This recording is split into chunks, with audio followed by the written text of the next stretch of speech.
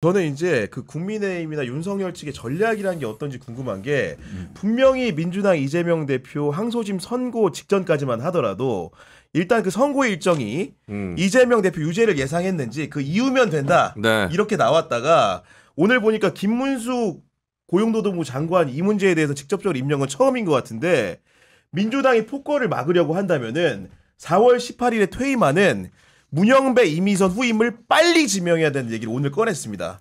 김문수의 입으로. 거봐. 그러니까 네. 그들의 전략이라는 게 저는 과연 4월 18일 그들의 퇴임 전에 선고를 바라는 건지 이런 대행 체제를 오래 각오하더라도 그냥 버티고 예를 들어서 대권을 안 뺏기기만 원하는 거지. 그게 궁금하다는 겁니다. 지금 국내가. 그러니까 지금 민주당도 초선들하고 중진들 의견이 조금 달라 보입니다.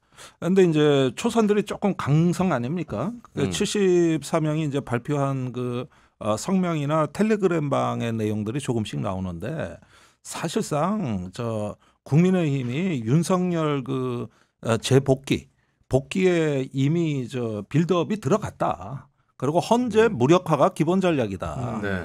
예, 이런 쪽으로 일단은 판단을 하고 최악의 상황에 대비해야 된다는 네. 의견입니다. 반면에 이제 그 정도 상황까지 가는 거는 너무 무리가 있고 이제 정치가 져야 될 리스크가 심하니까 조금 더 숙고해 보면서 한번 모색하자 해서 박찬대 원내대표가 그 국무위원 전액 탄핵과 같은 안은 고려하지 않는다. 이렇게 얘기를 했고 이재명 대표는 헌재 재판관들을 믿는다. 이런 메시지를 내놨어요. 네. 예, 그러니까 여러 가지 지금 다양한 생각들이 아마 분출하는 당내에도 거죠. 저는 있다고 보고 그다음에 저 같은 사람들이 이렇게 되면은 우리 87년 6월 항쟁의 역사가 재현될 수밖에 없다. 이제는 시민이 항쟁의 시나리오를 검토하고 있다. 우리는 이렇게 말을 해줘야 된다는 거예요. 그렇게 해서 아니 말이 아니라 실제로 그게 움직이고 있어요. 예, 그렇게 해야 정치권이 이제는 어떤 이 파국적인 상황을 막기 위해서 더 진정성 있게 솔루션도 내고 뭔가 조금 이제 희망을 불실 살릴 거다. 그럼 시민이 할 일은 직접 이런 대의 정치를 하는 건 아니니까 이런 어떤 우리는 그럼 항쟁의 길로 갈 수밖에 없다. 이런 이야기를 자꾸 할 수밖에 없는 거고 실제로 제가 알기로는 몇몇 그 단체에서 조금 더 수위 높은 여러 가지 안들을 지금 모색하는 걸로 알고 있습니다. 네. 물론 그게 무슨 뭐 서부지법에서 폭동 일으키듯이 그런 방식은 아니에요. 그런 방식은 아니에요. 저는 이제 과연 지금 윤석열 측을 비롯해서 국민의힘 쪽에서도 윤석열의 복귀를 이게 현실 가능하다고 진짜로 판단할까라는 의문은 가지고 있습니다. 왜냐하면 이게 그 전까지는 솔직히 그걸 기대했다라고 생각을 하는데 이재명 대표가 무죄 판결이 나왔잖아요. 그걸 계기로 폭 꺾인 것 같아요. 왠지 느낌이. 왜냐하면 그거 유튜브 쪽에서도 조회수가 막 떨어지고 있고 그래요? 실제로 집회 현장에 가보신 분들도 뭔가 분위기가 약간 많이 지금 쳐졌다가 그러거든요. 그러니까 뭔가 윤석열에 대한 어떤 그런 복귀가 현실적으로 어렵다라고 하는 거를 아마 저는 그 윤석열 쪽도 안다고 생각을 합니다. 그러면 무엇을 노리느냐? 이재명 대표가 대통령 되는 꼴을 절대 못 보겠다. 그래서 최대한 이 조기 대선을 지연시키는 방안 이런 방안을 현실적으로 모색을 하고 있는 게 아닌가. 그러면 아까 김문수 장관 하는 얘기도 저는 거의 그 맥락에서 보면 이해가 가거든요. 그러면은 당장 이제 내일 닥쳐오는 문제 아까 이제 의원님들 두 분 말씀해 주셨지만은 4월 1일 민주당 지도부가 이제 언급한 그 데드라인 한덕수가 마은혁을 임명하지 않으면 다시 탄핵에 나설 수도 있다. 이런 얘기로 들리는데 만약에 그런 그 마은혁 임명을 하지 않을 경우에 의원님 보시기에 실제로 그런 집행 가능성이 높은 상황인 겁니까 지금? 높죠. 그리고 그런 강경한 흐름이 아주 강하고 초재선 의원들이 중진들을 몰아칩니다. 아주 강하게. 저만 하더라도 제가 한덕수 탄핵하지 말자. 최상목 하지 말자. 이런 얘기를 하고 지금도 저는 헌재를 압박하면서 기다리자. 기다려보자. 네. 이게 아니에요. 그래서 오늘 아침에도 저도 글을 쓰면서 제가 할 말이 없어요. 그러나 해를 서쪽에서 어떻게 할 수는 없다. 그런 일은 없다. 물을 거꾸로 흐르지 않는다. 역사는 바른 거 간다. 하고 여러 가지 얘기를 하다가 역사를 믿습니다. 국민을 믿습니다. 헌재를 믿습니다. 이렇게 해놨어요. 그러나 이러한 것을 보고 우리 당내에서 또 우리 강성 당원들은 저한테 엄청난 아닌 게 비난을 아니고 쏟아붓는 거죠. 댓글에도 지금 원망들이 좀 올라온다는 많이 올라오죠. 있습니다. 아마 예. 경향 저 댓글 안 봐요. 그렇지만은 저라도 그러한 희망을 주면서 헌재를 압박하고 그러니까요. 헌재가 아직도 돌아올 길이 있단 말이에요. 내일이라 하면 끝나요. 오늘이 4월 17일이라고 하면 달릅습니다. 저희가 지금 현장에서 온라인 설문조사를 진행하고 있는데 똑같은 얘기입니다.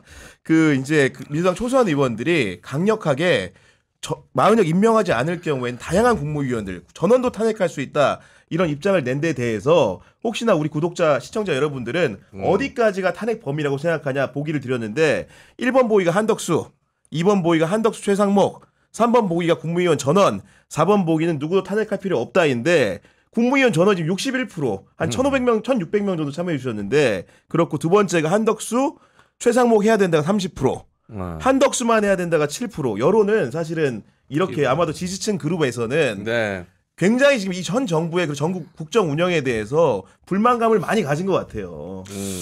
예, 그러니까 이런 어떤 여론을 야당에서 이 여론대로 하라는 게 아니라 이런 여론을 오히려 활용해서 할 수 있는 정치의 공간이 있다고 저는 봅니다. 거기에다가 국민 여론이 이런데도 자꾸 국민의힘 헌재 이럴 거냐 이렇게 압박하는데 이런 어떤 여론조사 수치를 충분히 활용하실 수가 있는 거고 그럼으로써 공간은 더 넓어지는 거거든요. 물론 뭐 여러 가지 지도부가 또 다른 어떤 고려도 하고 있는 걸 잘 알고 있습니다. 또 중진들은 전체적인 책임감도 더 크신 분들이고. 그렇죠. 그러니까 그런 것도 이해하지만은 그러나 국민들의 어떤 요구가 어디에 있고 무엇에 응답을 해야 되는가 이제 자명해진 거예요. 그리고 저는 진짜 4월 18일부터는 아닌 게 아니라 제2의 4.19가 진짜 가시권에 들어온다고 봅니다. 18일 다음에 또 19일이에요. 그래서 제2의 4.19라는 거예요. 그러니까 이게 가시권에 들어오는 게 뭐냐면은 이 국가에 대한 좌절감. 이 국가가 우리를 지켜주지를 못하고 지금의 입법부에서는 문제 해결이 안 된다는 확신이 들 때거든요. 이때는 진짜 항쟁의 시간이 올 수도 있겠다. 이렇게 와야 되고 그것을 우리도 준비하고 있고 각오하고 있는 거예요. 만약에 이게 안 되면 국회의원들부터 빨가벗고 나가야 돼. 싸워야죠. 그렇기 때문에 저는 4.18 고대 학생 시위가 4.19의 시발점이 되듯 그 4.18을 주시하면서 우리 의원들도 빨가벗고 싸우자 하는 것에는 초선 의원들하고 똑같아요. 그리고 지금 우리 김종대 의원이 말씀하신 대로 그러한 여론조사의 결과와 이런 것들을 잘 활용해서 그렇습니다. 전달하는 거예요. 그런데 다행히 제가 모두에도 서너 번 강조를 했지만은 탄핵 찬성, 정권 교체, 이재명 지지 이 3박자가 계속 동반 상승하고 있다. 이것을 헌법재판소는 잘 봐야 되고 또 국민의힘 관계자들은 이미요 개별적으로 만나보면은 윤석열 포기했어요. 같이 가서 자기들 죽는 것 알아요. 다음에 국회의원 안 된다는 것 알아요. 그래서 대통령도 민주당이 먹는다. 그러나 이재명은 싫다. 하지만은 현실적으로 국민 지지를 받고 있지 않냐 하면은 수긍해요. 단 우리도 살기 위해서 당권을 먹겠다는 거죠. 그러니까 그들이 추구하는 것은 윤석열의 탄핵 반대도 아니고 정권 재창출도 아니고 당권을 자기들이 가져서 내년 지방선거와 차기 총선 그래서 차기를 모색하겠다 이런 거예요. 그렇기 때문에 지금 MC 장원 씨가 지적한 대로 현저하게 그 유튜브나 그 현장에 가면 떨어지고 있지 않냐. 이게 국민 여론이라고요. 이게 저는 여러 시사 방송에 출연하잖아요. 이게 패널분들도 마찬가지지만 지난주부터는 정말 너무 곤욕스럽고 죄송스러운 게 방송에서 무슨 말을 해야 될지 모르겠습니다.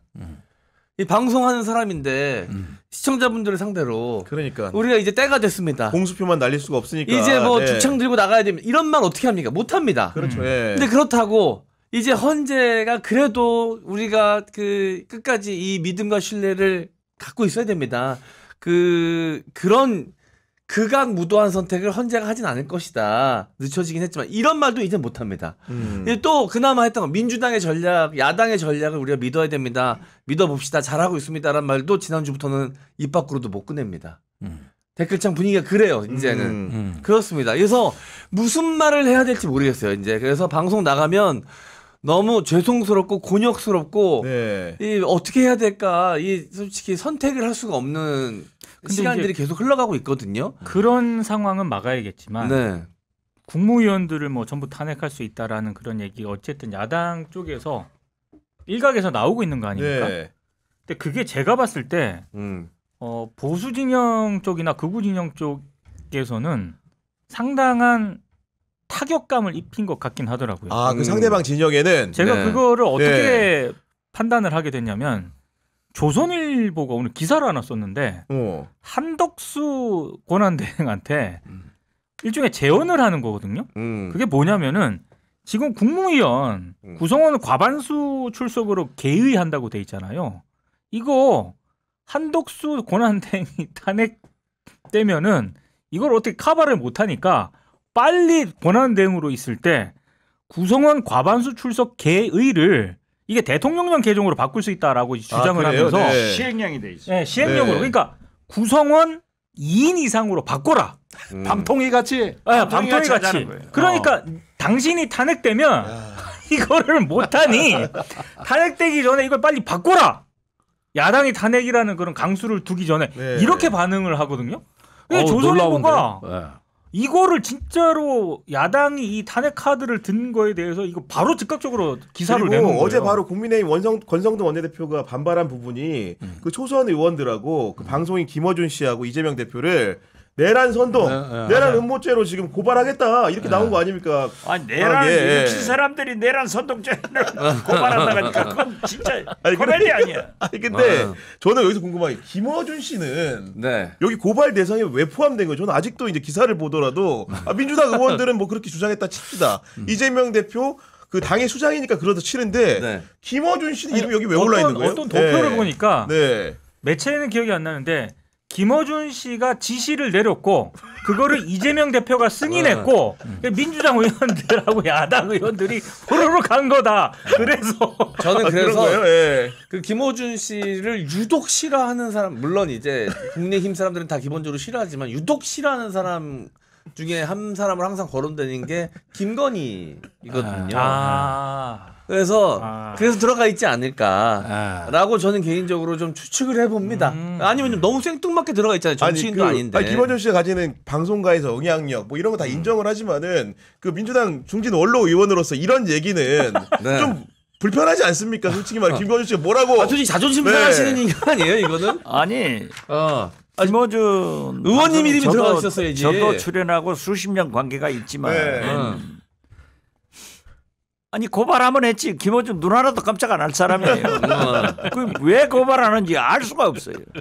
그리고 김건희가 좋아하는 사람 안 좋아하는 사람 리스트에 들어가는 것이 영광이지 좋아하는 사람 리스트에 들어가면 감옥 가요. 그 의원님들은 이제 정당 적이 있으니까 좀 여쭤보고 싶은 건데 그 윤상현 의원이 이제 4.2 재보선이 지금 벌어지고 있잖아요. 어쨌든 선거를 해야 되고 서울에서는 구로구청장 선거가 국민의힘이 이제 잘못한 거니까 이제 국민의힘 후보를 안 냈는데 봤더니 자유통일당 후보가 나온 겁니다.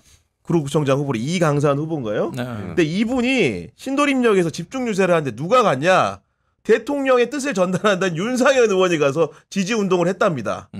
이게 기본적으로 이런 정당 윤상현, 김문수 그분들은 국민의힘보다는 자유통일당 소속이 맞아요. 원래는요. 그렇게 행동했잖아. 정말 목사고. 아니 그러니까 내가 보기에 요즘 국민의힘이 말이요. 차기 당권 운동을 한다 그러지만은 사실은 국가를 정광훈 목사한테 갖다 바치려나 봅니다 이게. 지금 자유통일당의 한 지지율이 15% 나온대요. 아 진짜요? 네. 그러니까 국민의힘 지지율 반은 가져간 거예요. 아, 나눠서 하면은 그렇죠. 그러니까 국민의힘에서 이제 후보를 못 냈으니까 네. 당연히 덕을 보는 거예요. 자유통일당. 그래서 이번에 한 15% 정도 여론조사에 나온 것 같아요. 그렇지만은 뭐 그 이상은 안 오른다. 그렇겠죠. 네. 네. 그러니까 윤상현이 이제 국민의힘에 그 표를 얹어주려고 간 거야. 이렇게 해가지고 그 수준의 표를 만들겠다고 지원 요새를 간 거라 이겁니다. 지금까지는 국민의힘의 그 당 조직이 그렇게 결합을 안 했거든. 거기 선거에. 그런데 여기서 가면 무슨 일이 생기냐. 이제 국민의힘 당원들이 소환이 되는 거예요. 앞으로는 거기다가 보궐선거가 이제 투표율이 낮지 않습니까? 그러면은 어차피 조직 싸움인데. 그렇죠. 이러면은 국민의힘 어디 좀 몇 군데 건드려서 이렇게 들썩들썩 시켜놓으면은 표가 마저 온다고 본 거예요. 그래가지고 윤상현 의원이 거기에 간 거라 이거죠.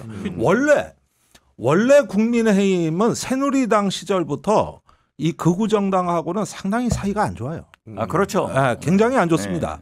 그런데 요즘 그게 다 사라졌어요. 그러니까 완전히 경계선이 허물어져서 그러니까 국민의힘은 보수 정당을 포기하고 극우 정당으로 가버린 거예요. 맞습니다. 그러니까 제가 좀 약간 의심을 했던 것 중에 하나가 제가 금요일 날 사전 투표를 했거든요. 하셨어요? 예. 제가 이제 구로구청장 선거를 했는데 근데 좀 약간 이상하더라고요. 왜냐하면 민주당이 나왔고 조국혁신당이 나왔고 그리고 진보당이 나왔습니다. 보니까. 그리고 이제 말한 이제 네 번째 후보가 자유 이강산 그 후보인데 그 플래카드도 그렇고 돌아다니는 유세차들 뭐 이 유니폼들 있잖아요. 캠페인하면서 빨간색이에요. 국민의힘 분위기군요. 그러니까 이렇게 지나가다가 딱 보면은 국민의힘인가? 근데 후보를 안 낸 걸로 알고 있는데 해가지고 이렇게 보면은 그 정당인 거야. 그러니까 굉장히 착시 현상을 이렇게 만들었더라고요. 그렇죠. 보니까 흡수 전략입니다. 그러니까요. 그렇게 해서 그럭저럭 판은 짜졌어요. 그런데 아마 그렇다 하더라도 제가 보기엔 당선권은 아니라고 보여집니다. 그래서 일단 이런 부분들 보면은 뭐 답은 나와 있는데, 근데 소위 말하는 이제 차기 당권 주자라고 얘기하는 김기현, 나경원, 윤상현 이런 어떤 권성동 이런 사람들 왜 이래 많어? 또 개싸움을 할 건데. 그런데 이 사람들 전체가 어떻게 보면은 정광훈 목사한테 하이제킹 당한 거거든, 집단적으로. 그리고 지금은 거기에 이제 기생하고 있다고 해도 과언이 아닙니다. 이렇게 보니까 국민의힘은 과거에 이런 극우 정당, 그때 뭐 우리공화당 이런데 막 원내 진입할까봐 우리보다 더 전전긍긍하던 게 바로 국민의힘입니다. 그러게요. 네. 그래서 연동형 비례제도 그래서 안 받은 거예요. 사실은 뭐 정의당 때문이 아니고. 그러네요. 네. 그랬던 당이 이제는 어떻게 되느냐 말이야. 그러니까 바깥에 전의정당이 맨 앞줄에 서고 이제 국민의힘 본진이 그 뒤를 따라가는. 이게 사실상 정계 개편이 된 겁니다. 제가 보기엔. 아니 그러니까 민주당에서 이재명 대표가 중도 보수 세력을 지지를 받고 있는 거예요. 네. 지금 보수 정당이 아니고 극우 정당으로 가 있다니까요. 그건 아니에요. 그렇게 가는 것도 좋아요. 우리한테. 알겠습니다. 네. 뭐 그런 면도 있죠. 어떻게 보면 이것도 다 윤석열의 공로 아닙니까? 네. 이 얘기를 좀 이제 하면서 마무리 해볼까 하는데 우리 장제원 전 의원 보니까 사정이 녹록지 않은 것 같습니다. 보니까 서울경찰청에 중강간 치상 혐의로 고소를 당했다는 사실을 알고 계시고 소환 조사를 받았다는데 보니까 오늘 피해자 측 그 대리인들이 아마도 이제 사진이나 영상까지 이제 제출했다. 이런 식으로 가는 것 같은데 아마도 뭐 정계에 복귀하기는 좀 어려운 수도 아닐까 싶습니다. 그러지 않을까요, 의원님? 어차피 윤석열을 만든 사람이니까 윤석열과 함께 갈 거예요.